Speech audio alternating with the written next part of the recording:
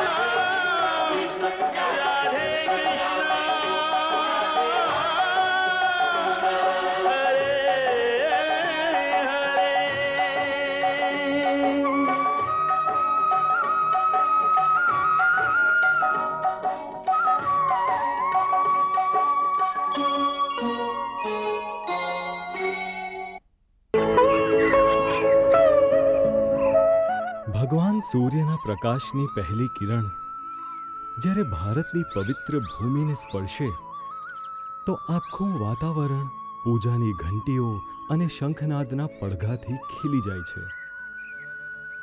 મંદિરોના પટ ખુલી જાય છે અને ભગવાનનો અભિષેક જાણે સમસ્ત ભારતમાં એક સાથે આરંભ થઈ જાય છે.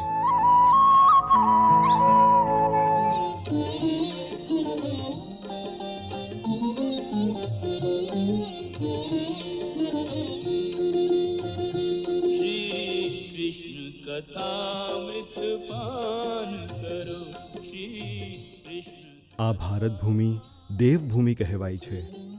આના કણ કણમાં આધ્યાત્મિક ચેતના છે, એક સ્પિરિચ્યુઅલ ગ્લો છે. આ આખી ભૂમિ જાણે કૃષ્ણમય છે, જે શ્રી કૃષ્ણનું નામ લઈને જાગે છે અને શ્રી કૃષ્ણનું કીર્તન કરતા જ સૂવે છે.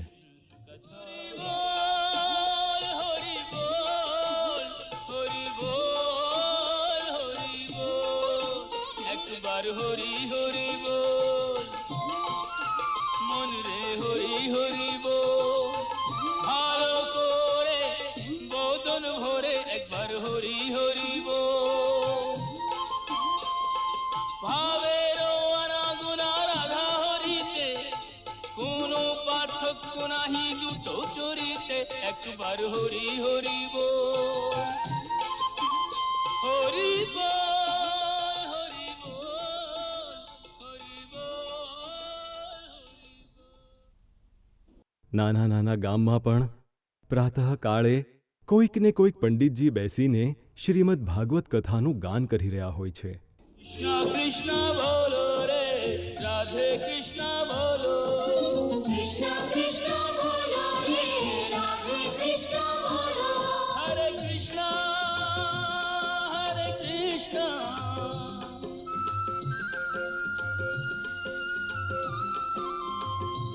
બોલો રાધે કૃષ્ણ બોલો. कृष्ण बोलो, राधे राधे कृष्ण बोलो, राधे राधे कृष्ण बोलो। રાતના સમયે જ્યારે ખેડૂત અને મજૂર આખા દિવસના કાર્યો સમાપ્ત કરીને ચોક પર જ્યારે બેસે છે ત્યારે હંમેશા ગામમાં વૃંદાવનથી આવેલી કોઈક કૃષ્ણલીલા મંડળી શ્રી કૃષ્ણની કોઈક સુંદર ઝાંકી ભજવી બતાવતા હોય છે.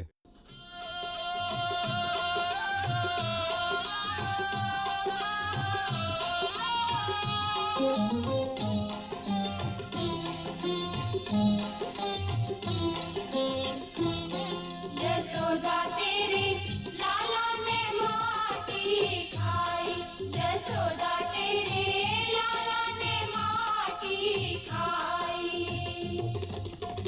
कछु मुख में कछु तन लिपटाई, कछु मुख में कछु तन लिपटाई, जसोदा तेरे लाला ने माटी खाई, जसोदा तेरे लाला ने माटी खाई।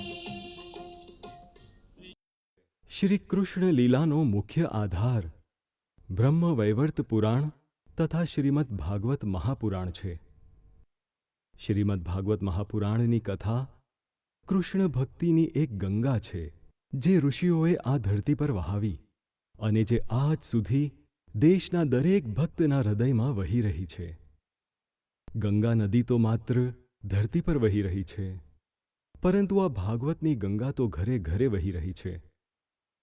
ઘરે ઘરે લોકો આનો નિત્ય પાઠ કરે છે અને કેટલાક તો આને જ ભગવાનનું રૂપ માનીને ગ્રંથની પૂજા પણ કરે છે. આજે શ્રી કૃષ્ણની ભક્તિ ભારત અથવા ભારતીયતા સુધી જ સીમિત નથી. માનવ માત્રના કલ્યાણ માટે ભારતે સદાય પોતાની સંસ્કૃતિ અને આધ્યાત્મિક દર્શનને ક્યારેક યાત્રીઓ દ્વારા, ક્યારેક ભિક્ષુકો દ્વારા, ક્યારેક સંતો અને યોગીઓ દ્વારા સંસારના બધા જ દેશોમાં વ્યાપ્યો છે. અતીતમાં જો ભગવાન બુદ્ધના ભિક્ષુક પૂર્વના દેશોમાં ગયા તો આધુનિક કાળમાં પરમહંસ શ્રી રામકૃષ્ણના આદેશ પર સ્વામી વિવેકાનંદ પશ્ચિમમાં ગયા. પછી મહાઅવતાર બાબાજીની આજ્ઞાથી યોગાનંદ પણ અમેરિકા ગયા. હાલના જ કાળમાં શ્રી A.C. ભક્તિવેદાંત સ્વામી પ્રભુપાદજી તેમના ગુરુ 108 શ્રી ભક્તિ સિદ્ધાંત સરસ્વતી મહારાજના આદેશાનુસાર એક સામાન લઈ જનાર વહાણ અર્થાત કાર્ગો શિપમાં બેસીને અમેરિકા ગયા, જ્યાં એમણે શ્રી કૃષ્ણ ભક્તિની એવી તે જ્યોતિ પ્રગટાવી જેણે આજે સમસ્ત સંસારને પ્રકાશમાન કરી દીધું છે. આમ તો ભગવાનના અનેક રૂપ છે: બાળગોપાળ, માખણચોર, ગોવર્ધનધારી, રાસ બિહારી વગેરે. પરંતુ દરેક ભક્તને પોતાની ભાવનાનુસાર કોઈને કોઈ એક જ રૂપ વધારે વહાલું હોય છે. જેમ કે સૂરદાસ હંમેશા માખણચોરની જ કલ્પનામાં ખોવાયેલા રહેતા હતા. शोभित कर नवनीत लिए,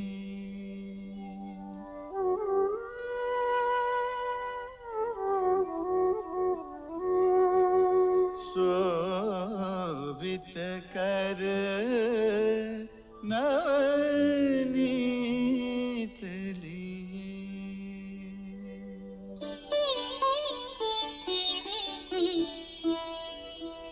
घुटुरु न चलत रेणु तन मंडित,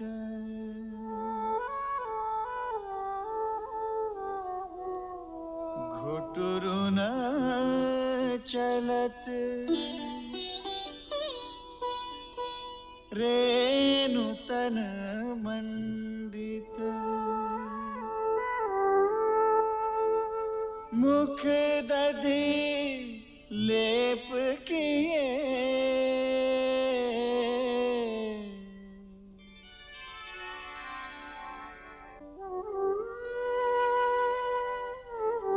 श्याम तेरे काम बड़े अचरज भरे, अरे श्याम तेरे काम बड़े अचरज भरे, कृष्ण गोपाल गोविंद माधव हरे, कृष्ण गोपाल गोविंद माधव हरे, श्याम तेरे काम बड़े अचरज भरे।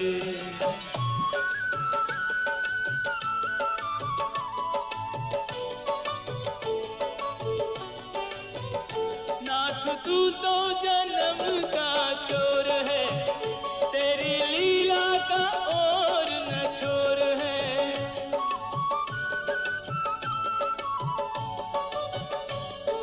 आधी रात को चोरी चोरी बंदी गृह में आया, चोरी चुपके सबसे छुपके गोकुल धाम को धाया।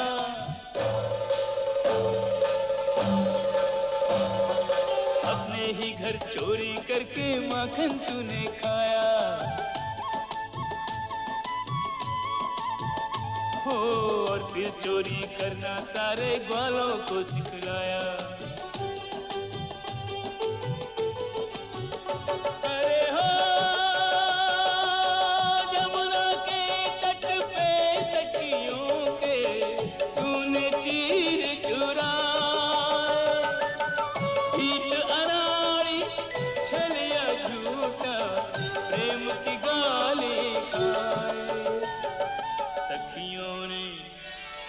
सखियों ने नाम तेरे क्या क्या धरे, चोरी करे और बरजोरी करे, कृष्ण गोपाल गोविंद माधव हरे, कृष्ण गोपाल गोविंद माधव हरे, श्याम तेरे काम बड़े अचरज भरे।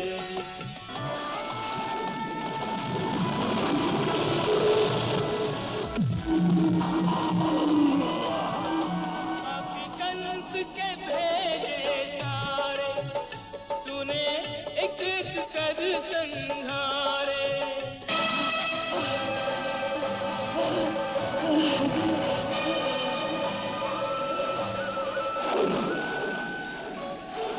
पूतना ने आके तुझे विष भरा दूध पिलाया, माता की गति देकर अपने धाम उसे पहुंचाया।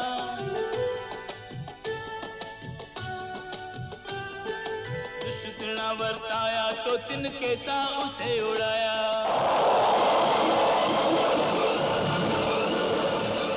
दैत्यवकासुर और अघासुर को सुरलोक पठाया। अरे हो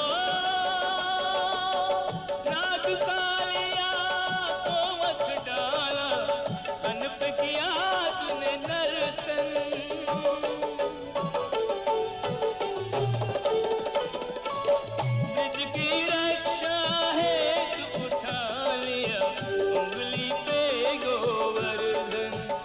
जय जय गोवर्धन गिरधारी, जय जय गोवर्धन गिरधारी।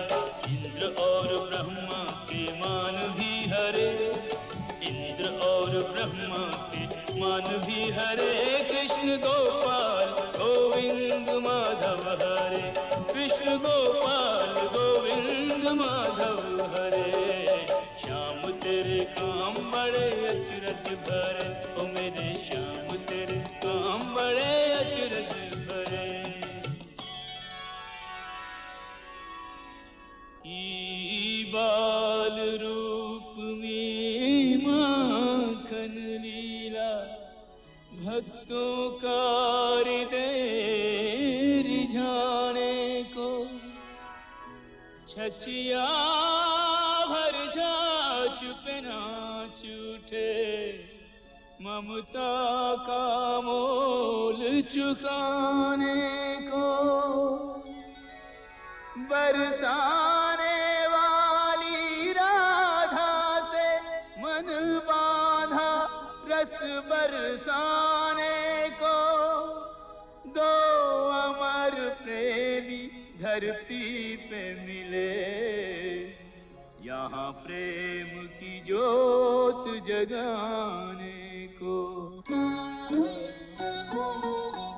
एक जसोदा को फूल गुलाबी, एक जसुदा को फूल गुलाबी एक वृषभान की कांच कली मन मोहन लला मन भावनी लली ओ मन मोहन लला रे मन भावनी लली एक माखन हो एक माखन एक मिसरी की डली मन मोहन लला मन भावनी लली ओ मन मोहन लला रे मन भावनी लली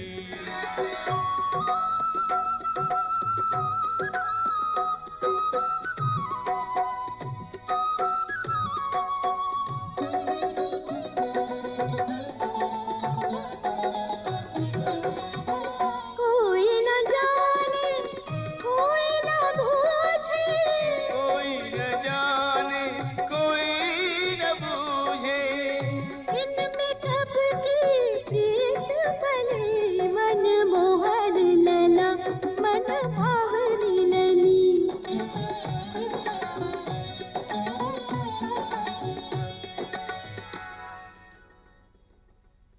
શ્રી કૃષ્ણના આ અવતારને જ્ઞાનીઓ ભક્તો પ્રેમ અવતાર પણ કહે છે. હવે પ્રેમના અવતાર આ નામને સિદ્ધ કરવા એમણે શ્રી રાધાજી સંગે અદ્ભુત પ્રેમ લીલા કરી. आजा रे कन्हैया तो है राधा बना दूं ओ मुरली वाले जग से निराले પ્રેમ વગર સંસારમાં ફક્ત ઘૃણા અને ઘૃણા જ રહી જશે અને તે ઘૃણાનો અંત થશે એક મહાવિનાશ, એવો મહાવિનાશ કે જેવો મહાભારતમાં થયો હતો. શ્રી કૃષ્ણે મહાભારતમાં વિનાશ પણ બતાવ્યો અને એની સાથે એ પણ બતાવ્યું કે જીવનને સુંદર બનાવવા માટે એક જ ઉપાય છે, પ્રેમ, કેવળ પ્રેમ. પ્રેમ દ્વારા જ ભક્તિનો માર્ગ મળે છે અને ભક્તિનો માર્ગ આખરે ફરી પ્રેમના ગંતવ્ય પર જ પહોંચી જાય છે. प्रेम डगर पे चलते चलते भक्ति की पावन नदियाँ आए भक्ति की नदियाँ बहते बहते प्रेम के सागर में खो जाए. આ તે સ્થાન છે કે જ્યાં પહોંચીને ભક્તિ અને પ્રેમ વચ્ચે અંતર નથી રહેતું. ત્યાં જ આત્માનું પરમાત્મા સાથે મિલન થાય છે અને તે પરમ મિલનનો એક ઉત્સવ ઉભરે છે. એ જ ઉત્સવનું નામ છે મહારાસ. आत्मा परमात्मा के मिलन का मधुमास है ओ त्रिभुवन का स्वामी भक्तों का दास है कृष्ण कमल है राधे सुवास है ओ इसके अवलोकन की युग युग को प्यास है જે પ્રકારે દરેક આત્માને પોતાની કલ્પનાના પોતાના પરમાત્મા મળી જાય છે, તે જ પ્રકારે મહારાસમાં દરેક ગોપીને એમનો પોતપોતાનો કૃષ્ણ મળી જાય છે. આ મિલન મહોત્સવ જ પ્રેમની પરાકાષ્ઠા છે. જે રીતે ભક્તિની ચરમસીમાએ પહોંચીને પ્રેમની પ્રાપ્તિ થાય છે, તે જ પ્રમાણે પ્રેમની ચરમસીમા પર પહોંચીને આ મિલન મહોત્સવનું પરમાનંદ પ્રાપ્ત થાય છે. એ પરમાનંદને પ્રાપ્ત કર્યા પછી પામવા માટે અન્ય કશું જ શેષ નથી બચતું અને જ્યાંથી કશું જ પામવા શેષ ન બચતું હોય ત્યાંથી જ ખોવાનું શરૂ થઈ જાય છે. જ્યાં મિલન સમાપ્ત થાય છે ત્યાંથી જ વિખોટા પડવું અને વિરહ શરૂ થતું હોય છે. આ જ કાલચક્રનો નિયમ છે. સુખ અને દુઃખ, મિલન અને વિરહ, હર્ષ અને આંસુ સદાય એકબીજા પાછળ ભાગતા આવે છે. સુખ પછી દુઃખ, દુઃખ પછી સુખ, ફરી દુઃખ, ફરી સુખ. એવું લાગે છે કે કાળનું એક ચરણ સુખ છે તો બીજું ચરણ દુઃખ છે. આ જ નિયમાનુસાર જ્યારે મહારાસમાં પ્રેમીઓનું મિલન આનંદની ચરમ સીમા સુધી પહોંચી ગયો તો ત્યાંથી જ એમના વિખૂટા પડવાની પળ પણ શરૂ થઈ ગઈ. અંતે તો કૃષ્ણએ ગોકુળ છોડી જવું પડ્યું. રાધા અને કૃષ્ણની વિખૂટા પડવાની પીડા ખૂબ જ ગહન હતી.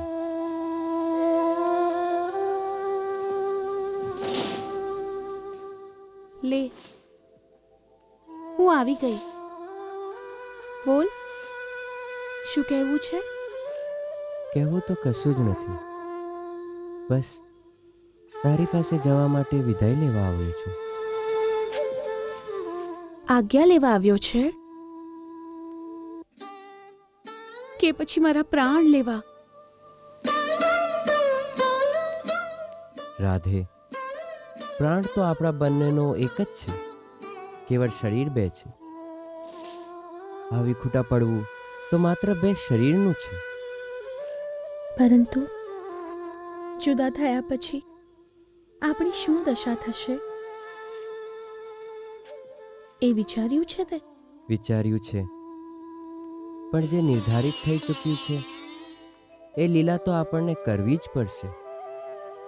જે કાર્ય કરવાનો ભાર ઉપાડ્યો છે એ કર્તવ્ય તો આપણને પૂરું કરવું જ પડશે. એ તો તું જાણે છે. હા, જાણું છું કે તને તારી લીલા, તારા કર્તવ્ય રાધા કરતાં પણ વધારે વાલા છે. પરંતુ તું એ નથી જાણતો કે રાધા ને તારાથી વધુ વાલું બીજું કશું જ નથી. એના માટે બીજું કશું છે તો પણ નથી. રાધાના બધા જ કર્તવ્ય, બધા કાર્યો, એની બધી આશાઓ, આકાંક્ષાઓ, એની બધી પૂજાઓ, અર્ચનાઓ એ બધી કૃષ્ણના ચરણે જ અર્પિત છે. આ શ્રી ચરણોને તું મારાથી દૂર લઈ જઈશ તો જાણે યજ્ઞ થયા પછી યજ્ઞ કુંડમાં બળેલી સંવિધાની રાખ રહી જાય છે, તે જ પ્રકારે તારા ગયા પછી વૃંદાવનમાં કેવળ રાધાની ભસ્મ જ રહી જશે.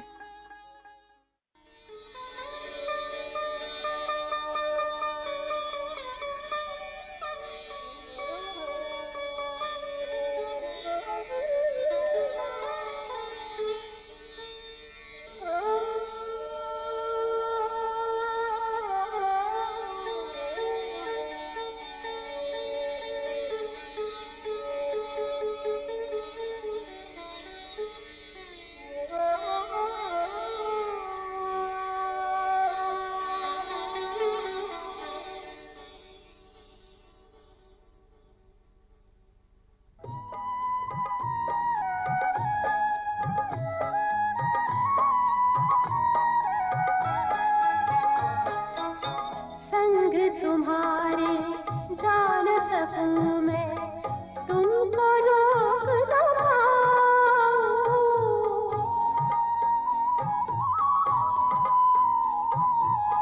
तुम तो चले कर्तव्य के पथ पर, मैं किस पथ पर जाऊं। हे योगेश्वर विदा, हे मुरलीधर विदा, भद्र हृदय मूक प्रणय कहता प्रियवर विदा, विदा, विदा, प्रियवर विदा.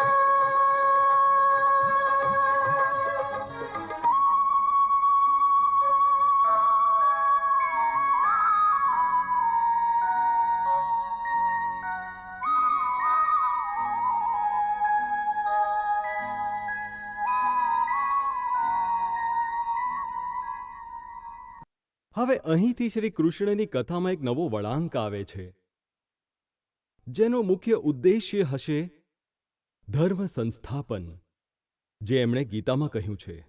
હવે એમણે ધર્મ અને અધર્મની શક્તિઓ વચ્ચે યુદ્ધ કરાવવાનું છે. આ યુદ્ધમાં એમના અર્જુન અને યુધિષ્ઠિર જેવા પોતાના પ્રિય ભક્તોને યુદ્ધમાં જીતાડવાના પણ છે, એમની રક્ષા પણ કરવાની છે. અને આ જ મહાયુદ્ધના યુદ્ધ ક્ષેત્રના વચ્ચોવચ્ચ ઊભા રહીને એમણે અર્જુનને ગીતાનું તે દિવ્ય જ્ઞાન પણ પ્રદાન કરવાનું છે જે યુગો યુગો સુધી માનવ જાતિનું માર્ગદર્શન કરતું રહેશે. યદા યદા હિ ધર્મસ્ય યદા યદા હિ ધર્મસ્ય ગ્લાનિર્ભવતિ ભારત અભ્યુત્થાનમધર્મસ્ય તદાત્માનં સુજામય. जब जब जगत में धर्म की हानि होती है भारत,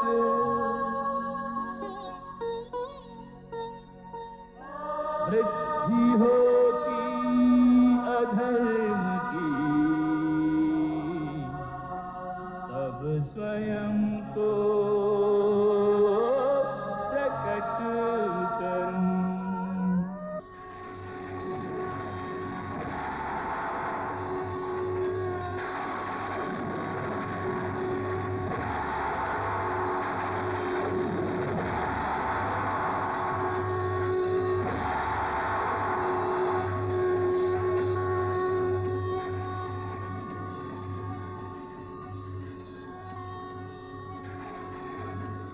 તમે કોણ છો? તમે કોણ છો? તમે કોણ છો?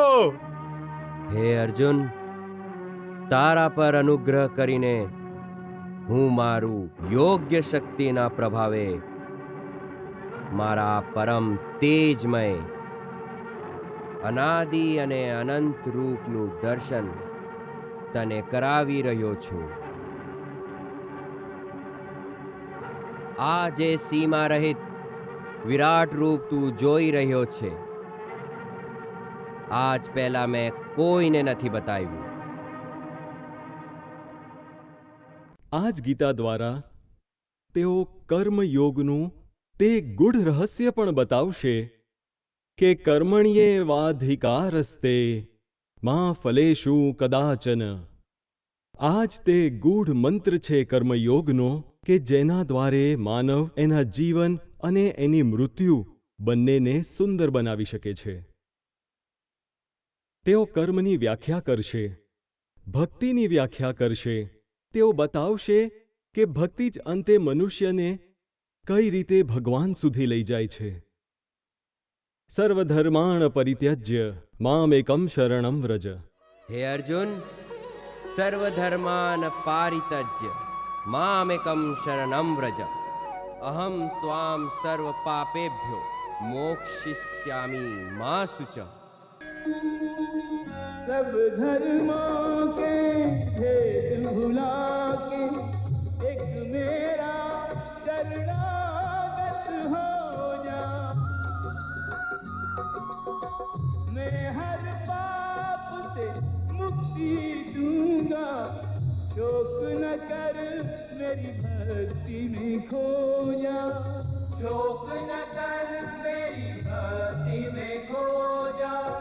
धर्म अधर्म के भेदों से न्यारे अमर है तेरा ये बोल सारे.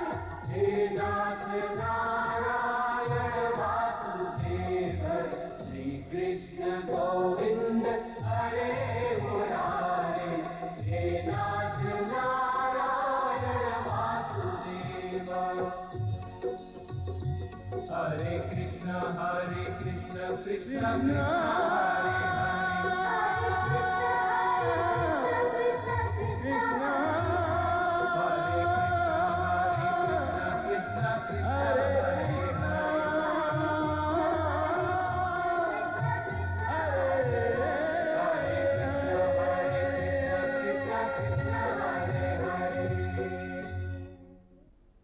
આ કથા ભક્તિને પ્રેમની કથા છે. પ્રેમની આજે આ સંસારને પરમ આવશ્યકતા છે.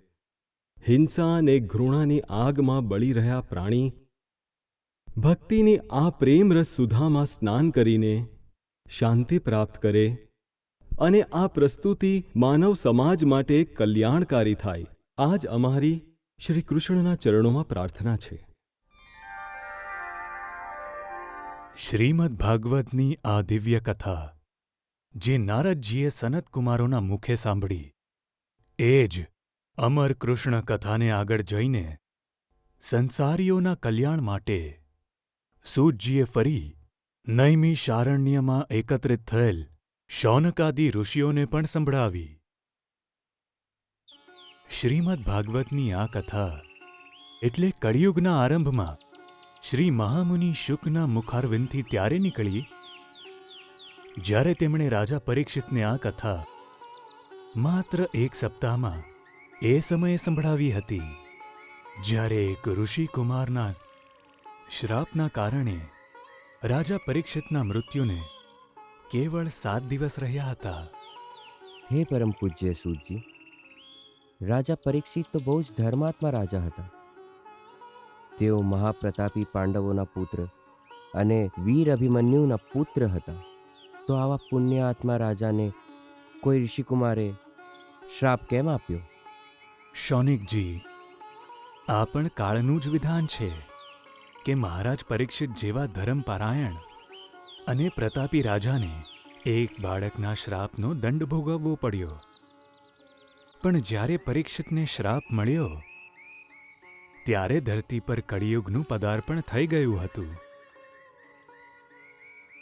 ભગવાન શ્રી કૃષ્ણ મૃત્યુલોકમાં એમની લીલા સમાપ્ત કરી ચૂક્યા હતા. એમના પછી પાંડવ પણ સંસારથી વિરક્ત થઈને એમના પૌત્ર પરીક્ષિતને રાજ્ય સોંપીને સ્વયં હિમાલય ચાલ્યા ગયા હતા. અને કળિયુગ ચૂપચાપ એક ચોરની જેમ મૃત્યુલોકમાં પ્રવેશ કરી ચૂક્યો હતો.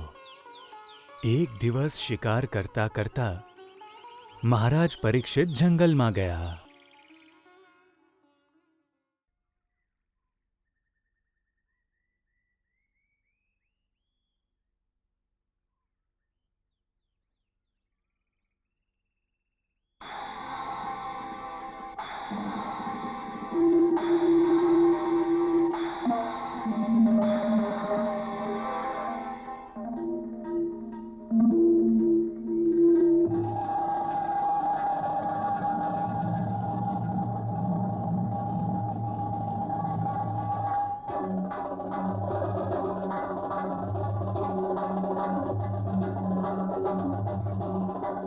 આ પ્રકારે મારો માર્ગ રોકવા વાળો કોણ છે તું?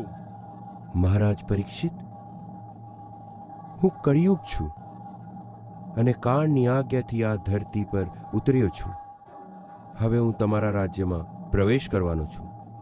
તારી આ દૃષ્ટતા, તારું આ સાહસ કે પાંડવ વંશી પરીક્ષિતના હોવા છતાં તું આ ધરતી પર ઉતરવા ઈચ્છે છે, આ સૃષ્ટિથી ધર્મનો નાશ કરવા ઈચ્છે છે, એ પહેલા હું તારો નાશ કરી દઈશ.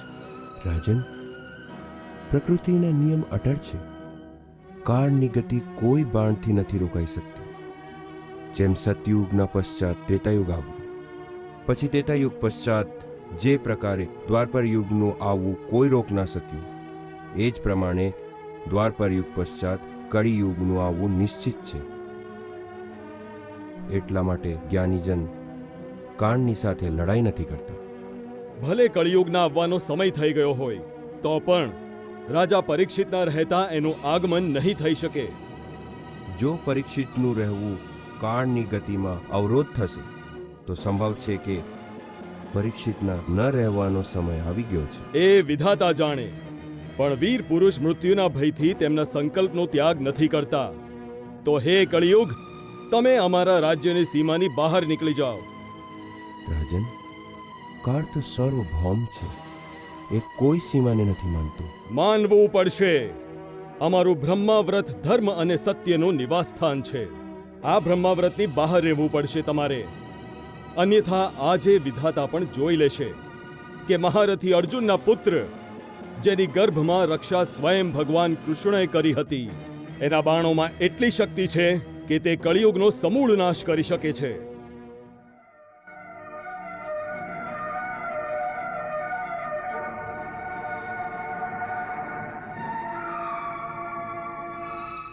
રાજન, તમારું વચન પણ રહી જાય અને પ્રકૃતિનો નિયમ પણ ન તૂટે, એટલા માટે હું તમારા જીવનકાળ સુધી હું પોતાના એક નિશ્ચિત સીમામાં બાંધવું સ્વીકાર કરું છું. રાજન, હું તમારી શરણમાં આવ્યો છું અને શરણમાં આવેલને સ્થાન આપવું એ તમારો ધર્મ છે. એટલે મને એ સ્થાન બતાવો જ્યાં હું રહી શકું. તમે પાંડવ વંશી રાજા પાસે શરણ માંગી છે. હું તમને રહેવા સ્થાન અવશ્ય આપીશ, પરંતુ તમે અધર્મના સહાયક છો, એટલા માટે હું તમને ફક્ત 4 સ્થાનોમાં રહેવાની અનુમતિ આપું છું. જ્યાં જુગાર રમાઈ રહ્યો હોય, જ્યાં મદ્યપાન થતું હોય, જ્યાં પરસ્ત્રી સંઘ હોય અને જ્યાં હિંસા થતી હોય, એ સ્થાનોમાં ક્રમશઃ અસત્ય, મદ, કામ અને નિર્દયતા આ 4 અધર્મ નિવાસ કરે છે. તો તમે ત્યાં જ રહો. પ્રભુ, આ 4 સ્થાન સીમિત છે. મને કોઈ અન્ય સ્થાન પણ પ્રદાન કરો.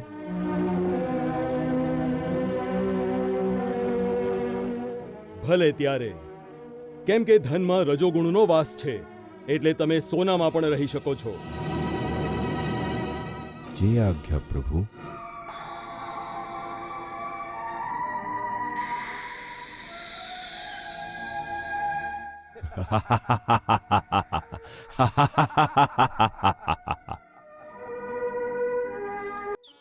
મહારાજના મસ્તક પર સોનાનો મુગટ હતો, તેથી કળિયુગ સર્વપ્રથમ એમાં જ બેસીને મલકાવા લાગ્યો. તે દિવસે પરીક્ષિત શિકારની શોધમાં બહુ ભટક્યા.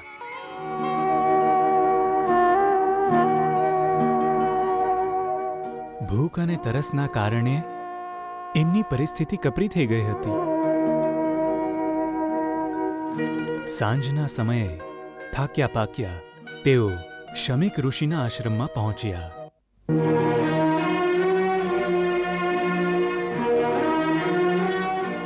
ઋષિ તે સમયે સમાધિમાં લીન હતા.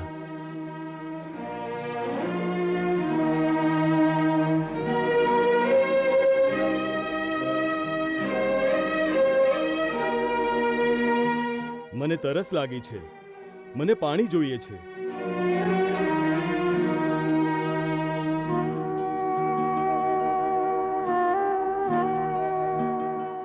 શું અહીં અન્ય કોઈ પણ નથી? તમે સાંભળી રહ્યા છો? હું રાજા પરીક્ષિત બોલી રહ્યો છું. મને તરસ લાગી છે. મને પાણી જોઈએ છે.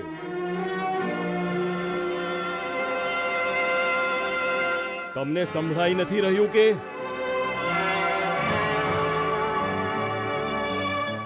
ઋષિ તે સમયે ઊંડી સમાધિમાં લીન હતા.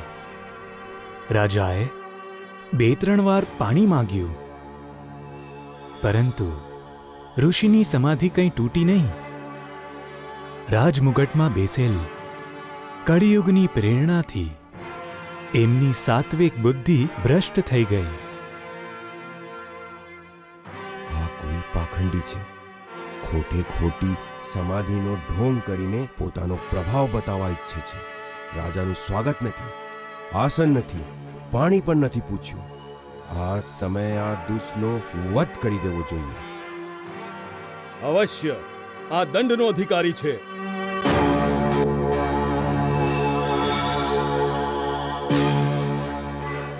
પરંતુ રાજાના પૂર્વ સંસ્કારોના પ્રતાપે પોતે પોતાને આ પાપ કરવાથી રોકી લીધા.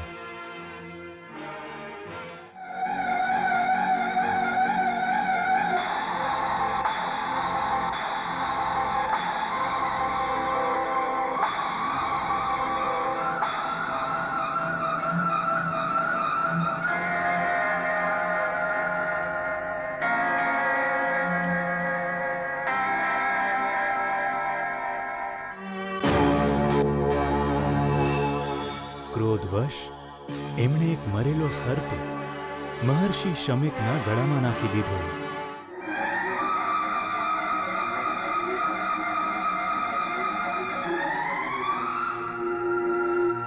એ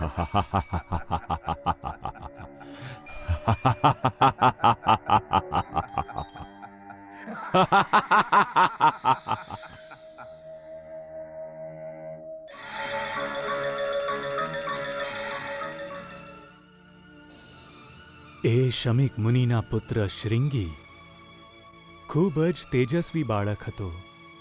એ સમયે નદી પર સ્નાન કરી રહ્યો હતો.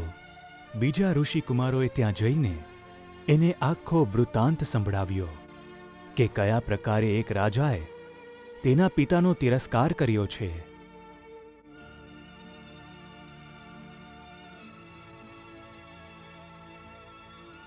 એમની વાત સાંભળીને એ અત્યંત ક્રોધથી ભરાઈ ગયો અને એ જ ક્ષણે તેણે નદીનું જળ અંજળીમાં ભરીને એણે રાજાને શ્રાપ આપ્યો. જે અભિમાની અને મૂર્ખ રાજાએ મારા મહાન પિતાનું આવું ઘોર અપમાન કર્યું છે, એ મહાપાપી આજથી 7મા દિવસે તક્ષક નાગના કરડવાથી તેની પ્રચંડ વિષાગ્નિમાં બળીને ભસ્મ થઈ જશે. આ મારો શ્રાપ આ ધરતી પર કોઈના ટાળવાથી નહીં ટળી શકે.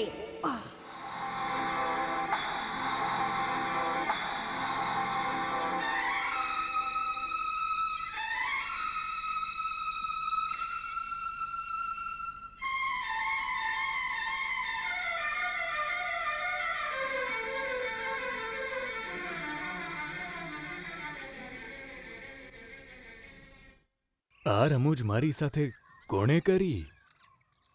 ગુરુદેવ, કોઈ રાજા આવ્યા હતા. કોઈ રાજા? હા, કોઈ ઘમંડી, ક્રૂર અને મહાપાપી રાજાએ આ દુષ્કર્મ કર્યું છે, પરંતુ એ એનો દંડ અવશ્ય ભોગશે. મેં એને ભયંકર શ્રાપ આપી દીધો છે. શ્રાપ?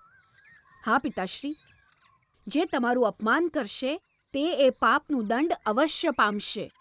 તક્ષક નાગના વિષમાં જે ભયંકર જ્વાળા હોય છે, તે આજથી 7મા દિવસે એ જ જ્વાળાની બળતરાથી એ પાપી ભસ્મ થઈ જશે. તું જાણે છે એ કોણ હતા? ના. જાણ્યા વગર જ દંડ આપી દીધો?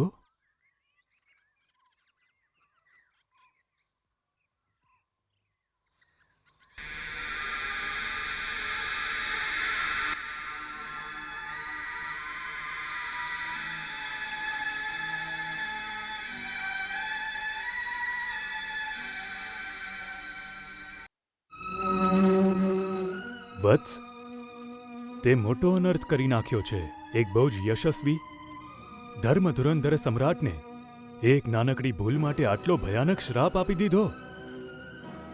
તે પરમ ભક્ત, ગૌ અને બ્રાહ્મણોની રક્ષા કરનારા, પોતાની પ્રજાને સંતાનની જેમ પાળવાવાળા એવા રાજા છે, જેમનું સન્માન દેવતાઓ પણ કરે છે. મૂર્ખ બાળક, આવા રાજાના ન રહેવાથી જો સંસારમાં અનાચાર વ્યાપશે તો વૈદિક આર્ય ધર્મ અલોપ થઈ જશે. લોકો વર્ણસંકર બની જશે. આ પાપમાં તારો પણ ભાગ ગણવામાં આવશે. તે આ બધું વિચાર્યા વગર શ્રાપ આપીને એ સિદ્ધ કરી નાખ્યું છે કે કાચી બુદ્ધિવાળાઓને અધિક શક્તિ ન આપવી જોઈએ.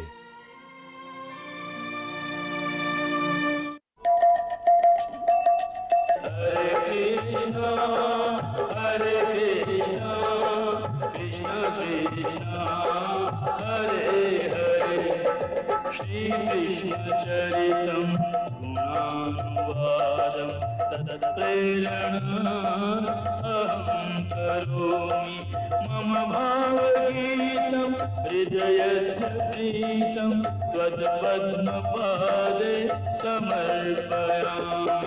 हरे राम राम राम हरे हरे, हरे कृष्ण कृष्ण कृष्ण हरे कृष्ण.